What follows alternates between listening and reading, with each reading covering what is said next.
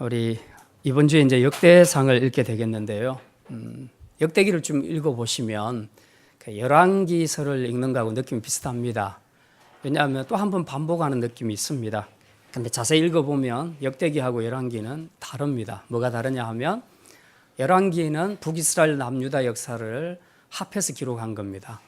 그런데 역대기는 북이스라엘을 빼버렸습니다. 북이스라엘을 빼고 남유다만을 정통으로 인정했기 때문에 남유다의 역사만을 기록한 것이 역대기입니다. 이스라엘 백성들이 이제 바벨론에서 포로로 있다가 돌아왔는데 돌아와서 성전을 재건하기도 하고 그래서 굉장히 많이 영적으로 업되기도 했습니다. 근데 시간이 지나면서 점점 하나님 백성으로서의 정체성을 잃어가기를 시작을 했습니다. 그래서 이제 에스라가 보면서 그게 너무 안타까워서 너희들 그렇게 살면 안 된다. 너희들이 누군지 아냐. 그래서 이스라엘 백성들의 정체성을 계속 강조합니다. 그걸 강조하다 보니까 이제 너희들의 조상이 누군가에 대한 설명부터 시작을 합니다. 보통은 아브라함부터 이스라엘을 설명하는데요.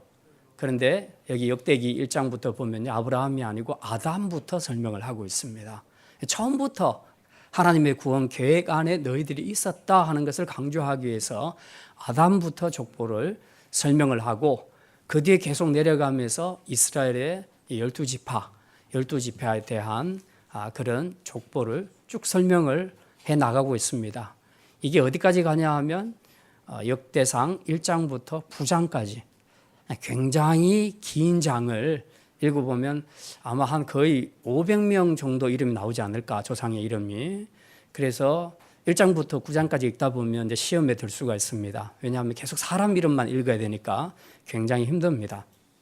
자, 이제 이런 그 역대기, 이 많은 사람들, 정말 어떤 기사나 이런 것들 스토리는 없이 사람 이름만 계속 진행하다가 딱 4장 오늘 본문에 딱 가면요, 이렇게 야벳이라는 사람을 이야기하면서 비로소 뭔가를 설명을 합니다. 이 사람의 스토리를 잠깐 설명을 하고 있습니다.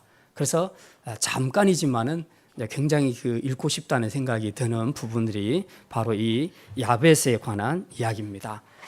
자, 이제 이 야벳은 유다 자손 중에 한 사람으로서 야벳의 이름의 뜻은 슬픔, 고통, 이런 의미를 가지고 있습니다. 이제 9절에 보면 우리 아까 봤지요. 역대상 1장 9절에 보면 이렇게 역대상 4장 9절에 보면 이렇게 기록합니다. 야벳은 그의 형제보다 귀중한 자라 그의 어머니가 이름하여 이르되 야벳이라 하였으니 이는 내가 수고로이 낳았다 함이었더라. 보통 이스라엘에서는 이제 아이의 이름을 지을 때에 아이가 태어날 그 상황들을 이제 많이 거기다가 집어넣는다고 합니다. 예를 들면 사무엘상에 보면 그 엘리 제사장의 두 아들, 그 개막나니 같은 두 아들이 있는데 홈리와 비느하스가 있는데 이제 이 비느하스 이 두 아들이 이제 전쟁을 하러 나갑니다. 그때에 이 비느하스의 아내가 임신을 해서 아기를 낳게 되는데 아기를 막 출산하는 순간에 이제 소식이 들려옵니다. 전령이 와서 소식을 전하는데 자기 남편이 전사해서 죽었다는 거예요.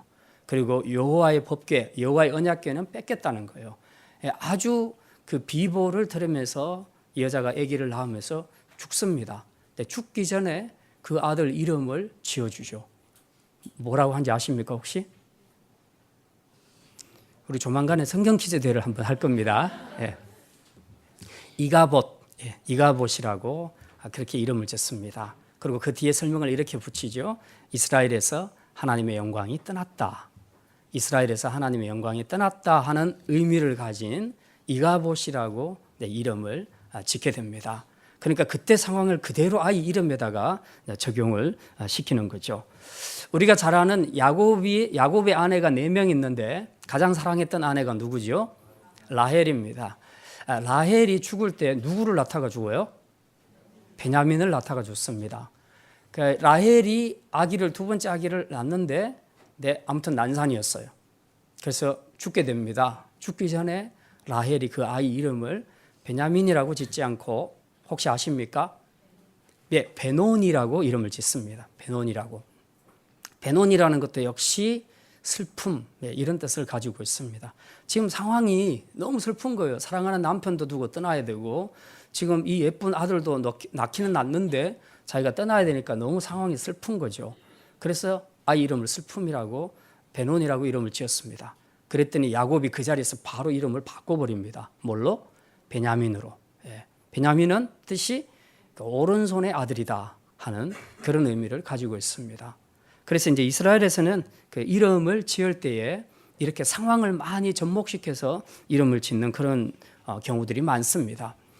이제 오늘 본문에 나오는 야베스 역시 어머니가 야베스 이름을 지을 때에 슬픔이다, 고통이다 이렇게 지었습니다. 9절에 보니까 내가 수고로이 그 아들을 낳았다. 이제 무슨 사연이 있었는지는 모르겠지만 아무튼 아들 이름을 고통이다, 슬픔이다 이렇게 지었으니까 뭐 당사자야 그런 마음으로 아이의 이름을 지었을지 몰라도 이 아이는 크면서 얼마나 그게 스트레스가 되겠습니까? 여러분이 만약에 이름을 슬픔이라고 이름 지어 보십시오. 요즘 기쁨이라는 이름이 많지 않습니까? 그죠? 뭐 이 기쁨, 저 기쁨 뭐 이렇게 많이 하는데. 자, 그런데 이 슬픔, 저 슬픔 뭐 이러면은 이상하잖아요. 그죠? 부를 때마다 사람들이 제일 많이 불러주는 게 자기 이름인데 슬픔아, 슬픔아, 고통아, 고통아 그러면은 이게 듣는 사람이 얼마나 당사자가 스트레스 받겠어요. 굉장히 힘들겠죠. 근데 이제 이게 자꾸 듣다 보면요.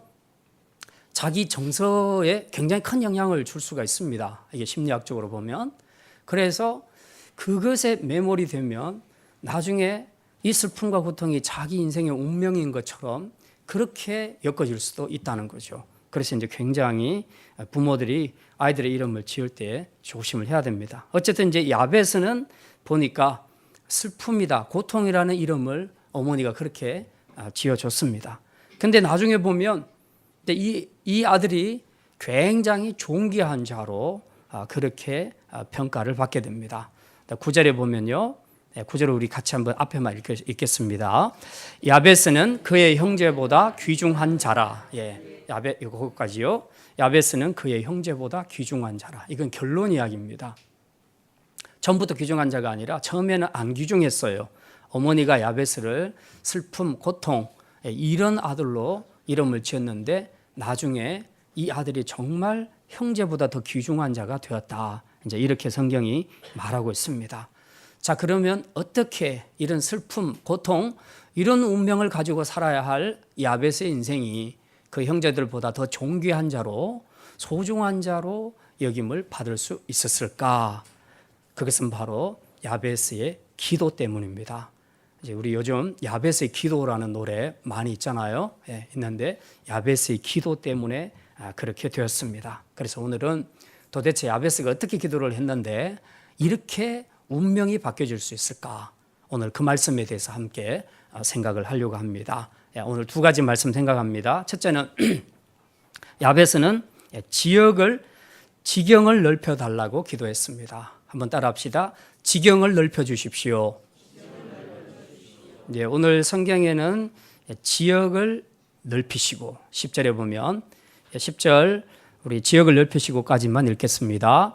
야베스가 이스라엘 하나님께 아뢰어 이르되 주께서 내게 복을 주시려거든 나의 지역을 넓히시고. 이전에 우리가 봤던 지금은 개정개혁판을 보고 있는데 한글 개혁판을 보게 되면 거기에는 지경을 넓히시고 그리고 나에게 복을 주시려거든이 아니고 내게 복에 복을 더하사 복에 복을 더하사 나의 지경을 넓히시고 이렇게 번역을 했는데 우리가 지금 보고 있는 개역 개정판에는 내게 복을 주시려거든 나의 지역을 넓히시고 이렇게 표현을 하고 있습니다. 제 생각에는 이전 표현이 더 나은 것 같은데 자 어쨌든 지금 야베스의 기도에서 중요한 것은 지경을 넓혀 달라는 겁니다. 지경이라는 것은 땅의 경계를 이야기하는데 야베스가 기도할 그 때가 역사적으로 언젠가 하면은 여호수아가 이스라엘 백성들을 이끌고 가나안 땅에 들어가서 정복을 하고 땅을 분배하는 때가 있죠. 분배하는 거의 그 시점입니다. 이제 그 시점에서 야베스가 이런 기도를 하는 것이죠. 실제로 우리가 오늘 4장 9절, 10절을 읽었는데 15절, 그 밑에 조금만 내려가면 15절이 있습니다. 4장 15절 한 절만 같이 읽겠습니다. 여분네의 아들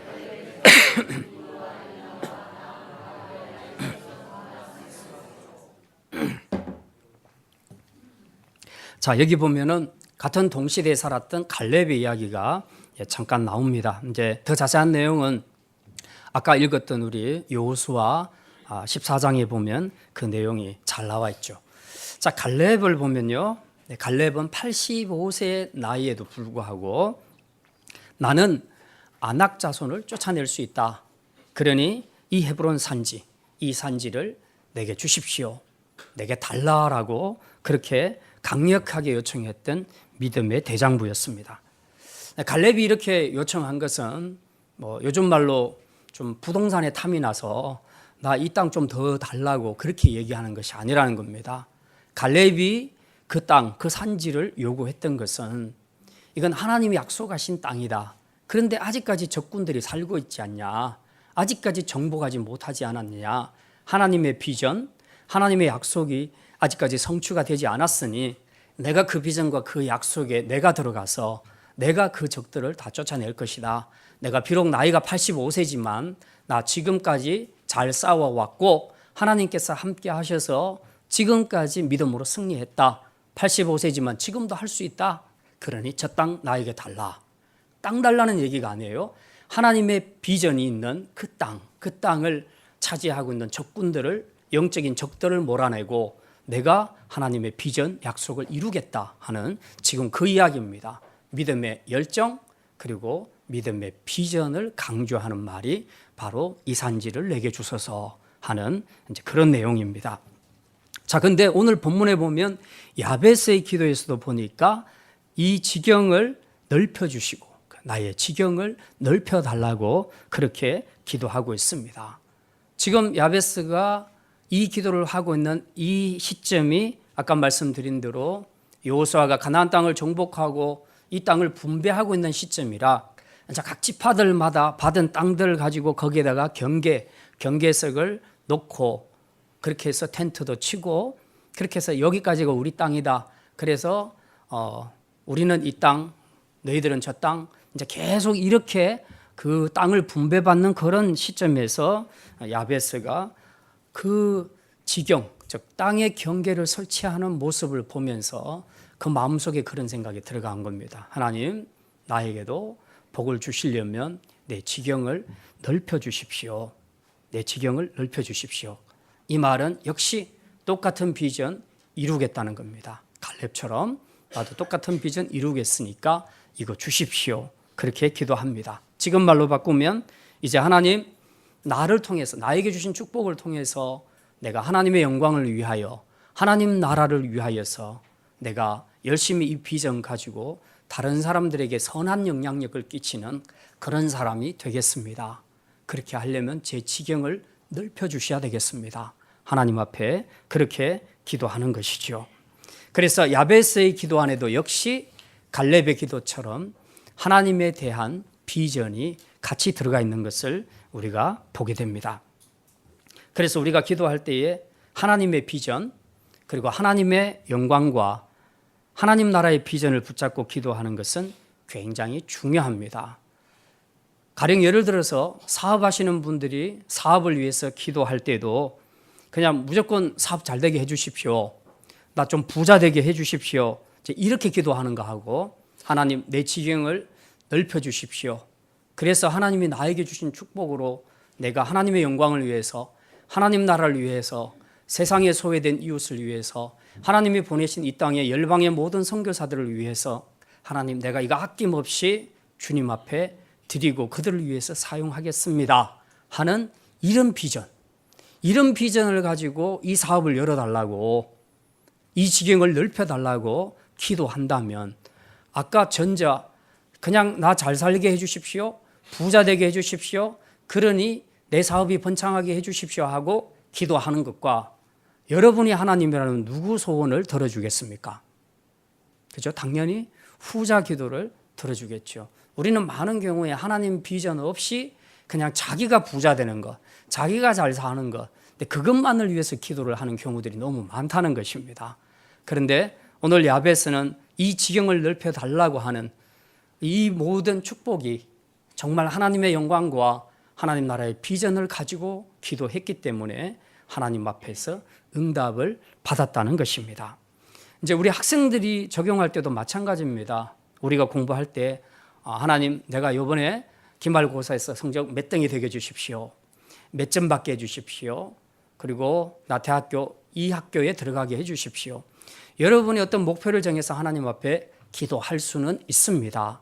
그렇지만은 여러분이 그 단지 그런 나는 어느 학교에 들어가야 되겠다, 또 몇 등을 해야 되겠다 하는 이런 목표로 기도하는가 하고, 하나님, 내가 정말 실력을 잘 쌓아서 내 실력을 가지고 이 배웠던 것들을 가지고 이제 하나님 나라와 세상 나라를 위해서 열심히 섬기겠습니다.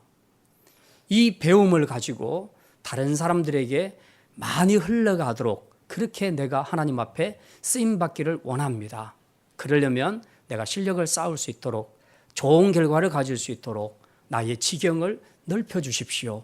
우리가 그렇게 기도할 수 있는 것이죠. 그렇게 기도한다면 하나님이 어느 학생의 손을 들어주겠습니까? 그러니까 이제 우리가 똑같이 기도를 해도 하나님 비전을 갖고 그 붙잡고 기도하는 것과 자기 개인의 어떤 욕망, 개인의 기복적인 것들을 갖고 기도하는 것과는 굉장히 차이가 많이 난다는 것입니다. 그래서 우리 학생들은 늘 우리의 기도의 제목이 그냥 지경이 자기 안에만 들어가 있어서 그냥 내가 1등하고 내가 2등하고 계속 이 생각만 하는 그런 기도가 아니라 우리 지경을 좀 넓혔으면 좋겠습니다. 그래서 그런 말이 있죠. 공부해서 남 주나. 그래서 공부해서 남 준다. 남 주려고 공부하는 줄 믿으시기를 바랍니다. 여러분 학생들 정말 이거 잘 기억하셔야 돼요. 여러분이 공부하는 것은 남 주려고 기도하는 것입니다. 그게 하나님의 뜻인 줄 믿으시기를 바랍니다. 아직도 아멘이 약하네요. 청년들. 다시 한번 말씀드립니다. 여러분이 공부하는 것은 남 주려고 공부하는 줄 믿으시기를 바랍니다. 그게 하나님의 뜻입니다. 여러분이 실력을 잘 쌓아서 여러분이 전공하는 각 분야마다 열심히 공부해서 거기서 내가 부자 되고 잘 먹고 잘 사는 게 아니라 그걸 통해서 하나님 나라에 더 많이 기여를 하라는 얘기입니다. 그렇게 해서 여러분의 배움이 다른 사람들에게 흘러간다면, 그래서 그들이 더 많은 혜택을 받을 수 있다면 그게 바로 축복받는 삶이라. 이 지경을 좀 넓히라는 거죠. 자기만을 위해서 기도하지 말고, 자기만을 위해서 공부하지 말고, 다른 사람을 주기 위해서 어떻게 내 학문을 가지고 내 지식을 가지고 더 잘 섬기겠나 하는 그런 목표를 가지고 지경을 넓히면서 그렇게 기도한다면 하나님께서 반드시 여러분의 기도에 응답해 주실 줄 믿습니다. 이제 우리가 기도할 때도 마찬가지입니다. 우리가 기도할 때 제일 손쉽게 잘할 수 있는 기도가 어떤 기도입니까? 자기 기도죠. 자기 기도는 하지 말라 해도 잘합니다. 특별히 급하면 다 기도합니다. 몸이 아프면 기도하고, 우리 아이가 큰 문제가 닥치면 기도하고, 또 입시를 앞두고 기도하고, 남편의 사업을 위해서 기도하고, 우리는 다 자기 문제가 걸려 있고 그 문제가 급하면 열심히 기도합니다. 그 기도하는 것은 잘못된 것이 아니고 그건 잘하는 겁니다. 그런데 우리 기도가 늘 이렇게 하다 보니까 지경이 좁아요. 자기만을 위해서 늘 기도하고 있습니다. 자기 가정만을 위해서 기도합니다. 그 이상 지경을 넓히지를 못해요. 그러니까 어떤 사람들은 그런 고백을 제가 들어봤습니다.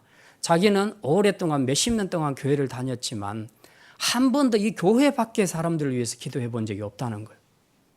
그 선교사라든가 나라를 위해서라든가 사회를 위해서라든가 이렇게 기도를 해본 적이 없다는 거예요. 늘 자기 문제. 그리고 이제 기껏 하는 것이 자기가 아는 교인들을 위해서 기도하는 그 정도에 머물렀다는 거죠. 네, 우리의 기도의 지경이 얼마나 좁은가 하는 것들을 단적으로 잘 보여주고 있습니다. 결국은 비전의 문제고 관심의 문제입니다. 하나님의 관심이 나한테만 있는 게 아니잖아요. 하나님의 관심은 이 교회 밖에 있는 사람들에게도 있고, 지금 저 탄자니아 땅에 있는 우리가 후원한 아이들에게도 있고, 거기서 사역하는 선교사님에게도 있고, 그 땅에 아직 예수 믿지 않는 탄자니아 불신자들에게도 있는 줄 믿으시기를 바랍니다. 그래서 그 땅을 살려내고 싶은데 그 비전을 가지고 지경을 넓혀서 기도하는 기도자가 너무 없다고 생각한다면 하나님께서 일하시기가 너무 어려우신 겁니다. 물론 하나님 우리 없이도 하실 수 있지만 기도에 있어서 우리는 우리의 지경을 좀 넓힐 필요가 있다는 겁니다. 너무 자기만을 위해서 기도해 왔던 것에서 이제 우리가 지경을 좀 넓혀서 그렇게 기도를 해야 될 것입니다. 오늘 오후에 우리가 교사 헌신 예배를 하게 되는데 우리가 다음 세대를 위한 교육과 다음 세대를 위한 기도가 누구의 몫인가? 여러분은 그 기도의 몫이 교사의 몫이라고 생각을 하십니까? 그렇지 않죠. 당연히 교사도 해야 되겠지만 우리 부모들도 같이 해야 되고 모든 성도들이 함께 해야 됩니다. 왜냐하면은 이 다음 세대가 결국 이 교회를 세워나갈, 하나님 나라를 세워나갈 주역들이거든요. 그런데 이 아이들을 위해서 우리가 기도해 주지 않으면 누가 기도할 수 있겠습니까? 관심이죠. 그 다음에 비전입니다. 하나님은 다음 세대에 대한 비전을 가지고 계시는데 우리가 그 비전이 없어서 기도를 못하는 거죠. 그래서 지경을 좁혀서 다음 세대를 위한 기도를 하지 않습니다. 그리고 기도에 나오면 또 여러분이 기도할 때마다 항상 자기만을 위한 기도만 하고 돌아가는 경우들이 너무 많다는 거죠. 그래서 우리는 다음 세대를 위한 기도를 하는 것이 필요합니다. 우리 교사들이 여름 행사를 앞두고 교육기관의 여름 행사를 앞두고 준비도 많이 하고 지금 여러분의 눈에 보이지는 않지만 주중에 한번 나와 보십시오. 교회에서나 또 각자 선생님들 집에서 얼마나 많이 이 행사를 위해서 준비하고 계시는지 이거는 관심 없고 비전 없으면 보이지도 않고 들리지도 않습니다. 그러나 관심을 갖고 비전을 갖고 있으면 어떻게든 우리는 그걸 알게 돼 있어요. 그런데 이 선생님들이 그렇잖아요. 사실 교사가 무슨 월급 받고 하는 것도 아니고 누가 특별히 뭐 보상을 해주는 것도 아니잖아요. 그런데도 불구하고 선생님들은 아이들을 섬깁니다. 왜? 자기 지경을 넓히는 거예요. 그래서 나 혼자 그냥 교회 다닐 수 있지만 그게 아니라 하나님의 비전을 보니까 다음 세대를 통해서 나를 살리신 것처럼 다음 세대를 통해서 하나님께서 저 영혼들을 통해서 일하실 거라는 거, 하나님의 교회를 살리실 거라는 그 비전을 같이 품으니까 우리 지경을 넓히는 거예요. 그래서 섬김의 지경도 넓히고 우리 아이들을 위한 기도의 지경도 넓혀가는 거예요. 이게 교사 아닙니까? 그렇다면 그래 당신들이 수고 많으니까 그냥 하시오 하고 우리는 여전히 나만을 위해서 기도하고 나만 생각하고 신앙생활을 한다면 이거는 잘못됐다는 겁니다. 그래서 우리가 이런 교사들의 헌신 예배나 또 교사들의 헌신에 대해서 그냥 알아주는 정도가 아니고 우리가 동일한 비전을 가져야 됩니다. 우리가 할 일 저들이 지금 해주고 있다. 우리 자녀들 신앙 교육을 우리 선생님들이 어쨌든 부분적으로 해주고 있다는 그런 생각을 똑같이 가지면서 이제 내가 실전에 나가서 교사로서 아이들을 가르치지는 못해도 내가 이 아이들을 위해서 또 아이들을 가르치는 선생님들을 위해서 내가 지경을 넓혀서 더 기도해야 되겠다. 지경을 넓혀서 더 나도 함께 섬겨야 되겠다. 그리고 함께 물질로도 후원해야 되겠다. 이런 생각을 가지고 나가는 것. 이것이 바로 지경을 넓히는 신앙이라는 거죠. 그래서 이제 이 여름 행사도 지경을 넓혀가는 우리 모든 성도들의 마음과 기도와 후원을 통해서 정말 하나님께서 이 다음 세대를 통해서 보고자 하는 그 열매를 풍성하게 볼 수 있는 그런 복된 여름 행사가 다 되시기를 주님의 이름으로 축원합니다. 자, 두 번째입니다.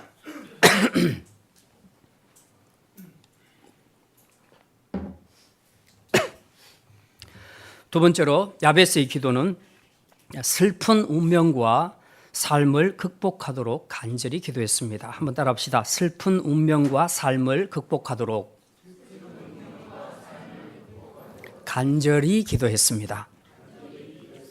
야베스는 출생부터가 아주 불행했습니다.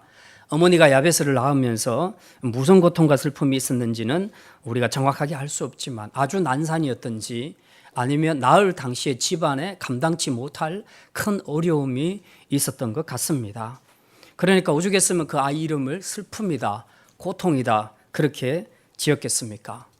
그런데 이제 그 정도 의미 정도가 아니고 이 어머니는 그 아들이 살면서 평생에 살면서 이 고통과 슬픔을 기억하기를 바랬던 것 같습니다. 그래서 그 아이 이름을 야베스라고 지었던 것이죠. 제가 볼 때는 이건 별로 좋은 일이 아닌 것 같습니다. 종종 우리 한국 부모들 중에서도 지금은 그런 분들이 잘 없어요.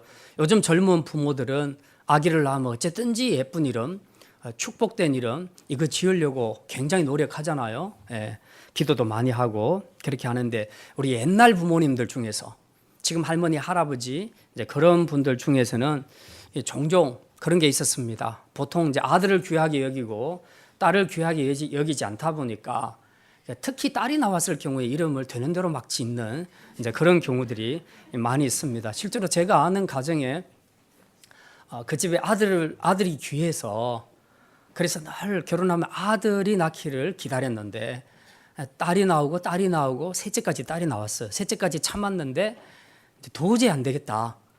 그래서 한 번만 더 그래가지고 아이를 낳았는데 또 딸이 나온 거예요. 그래서 너무 분하다 그래서 이름을 분냄이라고 지었습니다. 예. 그리고 그 다음에 딸을 낳았는데 또 딸인 거예요. 그래서 또 분하다 그래서 분순이라고 이름을 지었습니다. 그리고는 마지막에 끝이다 하고 마지막 딸 이름을 끝순이라고 지었습니다. 그러면 예를 들어서 이 애가 평생을 자라면서 분내마 그러면은 맨날 분내는 아이처럼 그렇게 되잖아요. 예. 이제 이런 것들이 굉장히 아이의 정서에 굉장히 부정적인 영향을 끼칠 수가 있는 것이죠. 옛날에는 이제 그런 일들이 많았다고 합니다. 어쨌든 아까 말씀드렸던 대로 라헬도 베논이라고 그렇게 함부로 지었지만 즉석에서 야곱이 바로 이름을 고쳐버리잖아요. 베냐민이라고 오른손의 아들이다 이렇게 바꿔버리죠. 야베스의 경우도 마찬가지입니다. 이름 자체가 슬픔, 고통, 불행 막 이런 것을 뜻하니까 이 이름을 365일 계속해서 주위에서 불러대니 얼마나 힘들겠습니까? 정서적으로도 힘들죠. 그런데 이제 이런 상황들이 계속되게 되면 자기도 모르게 내 인생이 슬퍼지고 고통스러워지고 불행해지는 것 아니야? 하는 이런 마치 이것을 운명처럼 받아들이게 되는 이런 심리적인 부분들도 나타날 수 있게 된다는 것이죠. 자, 그런데 이 야베스는 이런 불행한 환경 속에서 그냥 자기 이름대로 운명이 되는 그런 삶을 살지 않도록 하나님 앞에 기도를 합니다. 믿음의 기도를 올려드립니다. 우리 10절 말씀 중에서 주의 손으로 도우사 여기서부터 읽겠습니다. 시작. 주의 손으로 나를 도우사 나를 환난에서 벗어나 내게 근심이 없게 하옵소서. 예. 자기의 이름 때문인지는 모르겠지만 자기 삶의 운명처럼 다가오는 환난과 슬픔 그리고 고통을 생각하면서 이러다가 내가 정말 이런 인생 사는 거 아니야? 정말 망하는 거 아니야? 그리고 이상하게도 자꾸 환난과 그리고 어려움과 슬픔이 찾아오니까 이거 어떻게든 내가 좀 끊었으면 좋겠다. 이제 그런 생각을 하게 되는 거죠. 그때 야베스는 뭐 철학관을 찾아간 것도 아니고 점쟁이를 찾아간 것도 아니고 무당을 부르서 구단 것도 아니고 하나님 앞에 기도했습니다. 그것도 아주 간절히. 오늘 4장 10절에 보면 야베스가 이스라엘 하나님께 아뢰어 이르되, 한글 번역은 아뢰어라고 되어 있지만 원래 히브리어 원문에서는 카라라는 동사를 쓰는데 이거는 막 부르짖는다는 뜻입니다. 아주 절박한 상태에서 부르짖을 때 카라라는 단어를 이제 씁니다. 지금 야베스가 이렇게 절박한 마음으로 하나님 앞에 기도한다는 것이죠. 그동안 자기가 살아왔던 삶, 이거 자기 이름대로 될 것 같은 이런 불안한 생각, 또 실제적으로 끊임없이 자기 주변에서 일어나고 있는 이런 여러 가지 환난과 또 고통, 이런 것들 앞에서 내가 어쨌든 내 마음을 다잡고 이제 하나님 앞에서 이 문제를 좀 매듭을 지어야 되겠다라고 생각하면서 절박한 마음으로 하나님 앞에 기도하는 겁니다. 그 기도의 내용이 뭐라고 합니까? 주의 손으로 나를 도우사 나로 환난을 벗어나 내게 근심이 없게 하옵소서. 지금 이건 당면한 자기 문제입니다. 현실의 문제입니다. 뭐 하나님 나라와 그의 의를 위하여 이것보다도 지금 개인의 문제를 기도하는데 지금 환난이 고통이 너무 극심하다는 것입니다. 그래서 하나님, 이거 내 힘으로는 할 수 없습니다. 주님의 도우시는 손이 필요합니다. 주의 도우시는 손으로, 주의 손으로 나를 도우사 이 환난에서 벗어나게 하시고 이제 내 안에서 좀 근심이 사라지게 해 주십시오 하고 그렇게 기도하는 것입니다. 우리가 하나님 나라와 그의 의를 위한 기도만 하는 것이 아니라 필요하면 우리의 필요를 위해서도 기도합니다. 주기도문에서도 일용할 양식을 위해서 기도하라고 그렇게 말하는 것처럼 지금 내가 당면한 고민과 환난과 근심과 고통이 있는데 우리가 그것을 기도 안 할 수는 없잖아요. 근데 그것을 가지고 우리가 기도해야 되지요. 그런데 이런 문제들을 내가 내 힘으로는 해결할 수 없다는 겁니다. 많은 경우에 사람들은 이런 환난과 고통을 자기 힘으로 해결해내지를 못합니다. 그래서 우리에게 필요한 것은 도우시는 주님의 손길입니다. 그래서 주의 손으로 나를 도우사. 그러니까 하나님의 손이 도와주시기를 그렇게 기도하는 거죠. 이제 우리가 지금까지 살아오면서 정말 어떤 그 운명과 같이 따라다니는 이런 불운한 일들, 안 좋은 일들, 흔히 세상 사람들이 말하는 참 재수 없는 인생. 그래서 출생부터 시작해서 성장 과정까지 나는 어쩌면 이렇게 다른 사람과 비교될 만큼 이렇게 재수 없고 불행한 인생을 살까 하는 그런 생각을 가지고 사는 사람들이 종종 있습니다. 우리가 들어봐도 참 불우한 환경 속에서 자라난 그런 사람들도 많이 있습니다. 그러나 그것이 나의 운명이라고 생각하고 받아들이고 살게 되면 우리가 두 가지 큰 오류를 범하게 됩니다. 하나는 될 대로 되라는 식으로 그냥 살아버리는 그런 인생이 될 수 있고, 하나는 극단적으로 잘못된 선택을 할 수도 있다는 것입니다. 그러니까 불행을 운명처럼 받아들이게 되면, 그래서 더 이상 내가 이 운명의 끈을 끊을 수 없다라는 생각이 들게 되면 사람들은 이런 두 가지 오류를 범하게 되는 것이죠. 살아도 될 대로 되라, 아니면 극단적으로 목숨을 끊는 이런 방법을 택하게 되는 것입니다. 오늘 야베스는 이런 동일한 불우한 환경 속에서 그는 그런 선택을 하지 않았습니다.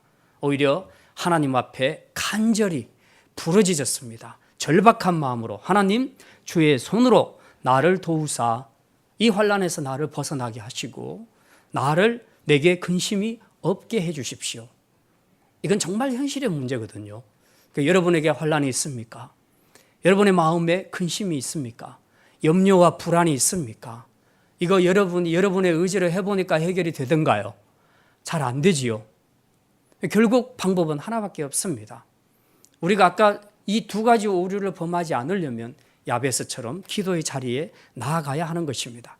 하나님 앞에 나의 이 힘든 상황들을 올려드리면서 주의 손으로 나를 도우사 이 환난에서 벗어나게 하시고 내게 근심이 없게 해 주십시오 하고 하나님 앞에 기도해야 하는 것입니다. 어른들뿐만 아니라 우리 학생들이나 청년들도 마찬가지입니다. 여러분이 혹시 성장하면서 여러분의 가정에 여러 가지 이런저런 어려운 상황 때문에 마음에 늘 근심, 그리고 염려, 우울증, 두려움, 공포, 불안 이런 것들 때문에 여러분이 하루하루 힘들게 그렇게 살아오지는 않았습니까? 혹시라도 이 집안의 어려움이 내 인생에서 계속해서 연결되어 가는 것 아닐까? 마치 이런 무슨 가문에 흐르는 저주처럼 내 생이 그렇게 되어 가지는 않을까 하는 이런 불안한 생각들, 그런 것들을 우리가 가질 수가 있는데, 오늘 우리가 이 야베스의 기도를 통해서 이 모든 생각들 다 떨쳐버리시고 운명은 우리를 잡아갈 수가 없습니다. 우리가 하나님 앞에 믿음으로 모든 것을 올려드리고 간절히 기도하면 하나님께서 반드시 그 끈을 끊어주실 것입니다. 그리고 여러분의 인생을 역전시켜 주실 줄 믿으시기를 바랍니다.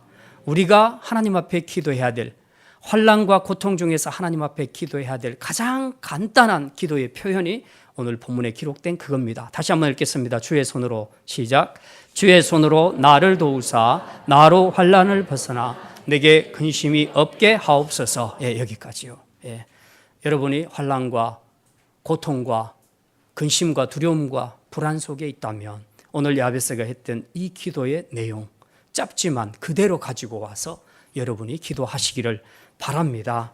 우리 힘으로는 할 수 없는 이 일들, 정말 어쩌면 세상 사람들이 말하는 이 운명이 그림자처럼 따라다니는 이런 불행한 인생이라고 생각되지만 그러나 하나님 안에는 불가능한 것이 없습니다. 우리가 믿음으로 그분께 모든 것을 맡기고 기도하면 하나님께서 반드시 끊어주실 것이고 이 모든 슬픈 그리고 고통스러운 운명을 바꾸어 주실 것이며 역전시켜 주실 줄 믿습니다. 정말 그럴까? 여러분의 기도가 아멘, 여러분이 아멘이라고 말씀하셨는데 정말 그럴까? 10절 맨 마지막 구절 봅니다. 하나님이 읽습니다. 시작. 하나님이 그가 구하는 것을 허락하셨더라. 야베스 기도에 하나님이 응답하셨어요? 안 하셨어요? 응답했습니다. 하나님이 그가 구하는 것을 허락하셨더라. 그러니까 우리가 지금 운명 속에 갇혀 사는 그런 운명론자가 되어서는 안 됩니다. 지금의 상황이 아무리 어렵고 힘들어도 야베스처럼 목숨 걸고 하나님 앞에 기도하면 하나님께서 그 끈을 끊어주실 것입니다. 그리고 여러분 안에 야베스와 같이 다시 존재를 회복해 주시는 축복으로 역사해 주실 것입니다. 자, 어떻게 야베스가 회복이 됐습니까? 4장 9절 말씀 맨 앞줄만 읽습니다. 시작. 야베스는 그의 형제보다 귀중한 자라. 야베스는 그의 형제보다 귀중한 자로 변화되었다는 사실입니다. 처음에는 슬픔, 고통, 불행하고 세상 말로 재수 없는 인생이었는데 그래서 그 형제들보다 정말 볼품없고 내놓을 거 없는 그런 불쌍한 처지의 인생이었는데 그가 이 기도를 통해서 하나님이 다 응답해 주시니까 그의 인생이 그의 형제보다 귀중한 자로 이 역대상에 그렇게 기록이 되고 있다는 것을 우리가 기억을 해야 합니다. 이제 말씀을 마칩니다. 야베스는 출생부터가 불행했고 슬픈 사람이었고 그래서 형제들 중에 전혀 인정받지 못하는 사람이었지만 그는 자기 슬픈 운명에 매이지 않고 적극적으로 하나님께 기도하고 구할 때에 하나님의 도우심으로 환난에서 건짐을 받고 모든 근심 가운데에서 자유함을 얻게 되고 그리고 형제들 중에 존귀한 자로 회복이 되었습니다. 뿐만 아니라 그는 단지 자기 개인의 축복만을 구한 것이 아니라 자기가 하나님의 영광을 위해서 쓰임받을 수 있도록 그렇게 섬김의 지경을 넓혀달라고 하나님 앞에 기도함으로써 하나님의 비전과 그리고 그 나라에 대한 열정을 실현했던 사람이었음을 우리가 알 수 있습니다.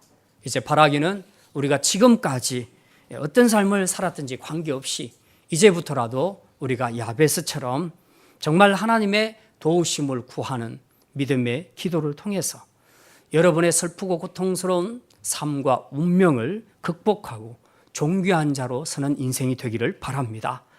또한 지금까지 자기 중심적인 기도와 섬김을 했던 우리의 모든 지경을 넓혀서 야베스처럼 갈렙처럼 이 산지를 내게 주소서.